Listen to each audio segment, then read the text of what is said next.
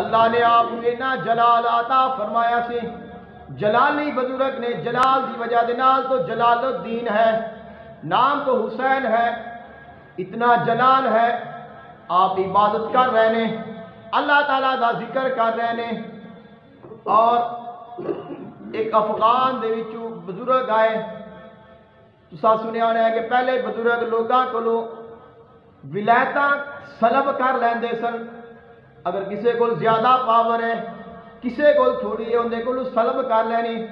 ایسے لوگ بھی ہوندے سن، ایسے بھی ہوندے سن جڑے عطا کر دیندے سن، ایسے بھی ہوندے جڑے سلب کر لیندے. اے سلب کر لیندے نے، سیر و سیاحت تے نکلے نے، جڑا درویش ملدا ہے اندے کو ولایت سلب کر لیندے نے. ایتھے آئے نے، اپنے خادم نو بھیجیا، پتہ کر کے آ ایک ایسا سید ہے. خادم کچھ نہ کر سکیا، خود آئے نے، آ کے ویکھیا، پتہ چل گیا. کہندے نے بڑا کامل ہے، بڑا اکمل ہے، بڑا اعلیٰ شان والا ہے. آپ تے غالب نہ آ سکیا. اتنے کھڑا ہو کے چونکہ بزرگی موجود سی، کہندا ہے کہ اے سید تو بڑی شان والا ہے لیکن اے شادی شدہ ہے. اگر شادی شدہ نہ ہوندا تے اچھا سی. اے شادی شدہ ہے، لہذا ان دی اولاد بڑی ہوے گی، ان دی اولاد کثرت دے نال ہوے گی. آپ حال نو جان گئے، آپ دے حال منکشف ہو گیا. جلال دے نال باہر تشریف لائے نے. اینا جلال ہے، اینا جلال ہے کہ بزرگ کو برداشت نہیں ہویا.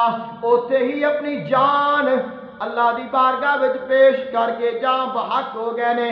کیونکہ جلال پڑھیا، اللہ دے بزرگ دی ناراضگی انہاں نو ملی ہے. اب لوگ انہاں نو دفن کردے نے، زمین اس نو قبول نہیں کردے. دفن کردے نے، زمین قبول نہیں کردی. 7 دنوں تک یہ سلسلہ جاری رہا. 7 دنوں تو بعد آپ خود اللہ دی بارگاہ میں دعا کردے نے، مولا انہیں تیرے فقیر نو تکلیف دیتی سی اور انہیں ان دا بدلہ پا لیا. میں بھی انہوں معاف کرنا، تو بھی معاف کر دے. 7 دنوں تو بعد دفن کیتا گیا. آپ کو کچھ نہ ہویا، لیکن اللہ نے یہ شان عطا فرمائی ہے، اللہ نے عظمت عطا فرمائی ہے. اور چونکہ آپ دی اولاد بڑی زیادہ سی، کثرت دے نال سے آپ دی اولاد دے واسطے بڑے فکر مند رہندے سن.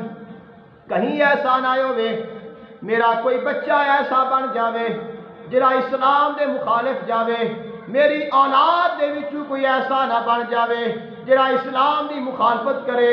اور قیامت دے دن میں آقا علیہ السلام دی بارگاہ میں شرمسار ہوا. اللہ دی بارگاہ میں دعاواں کردے نے، مولا میری اولاد تے بھی کرم کر دے.